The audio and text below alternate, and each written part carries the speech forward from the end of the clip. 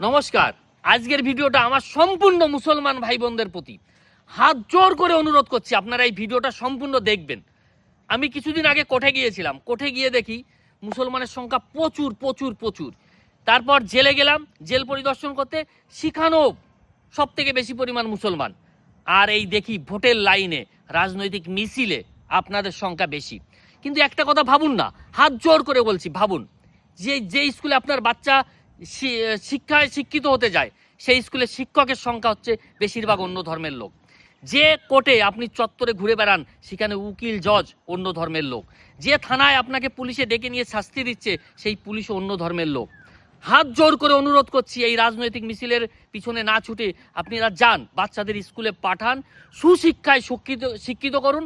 আর দেখবেন ওই কোর্টে জজ ব্যারিস্টার সব মুসলিম হবে, ওই স্কুলের শিক্ষক মুসলিম হবে, সেনাবাহিনীর প্রধান মুসলিম হবে, সব কিছু ফিরে আসবে।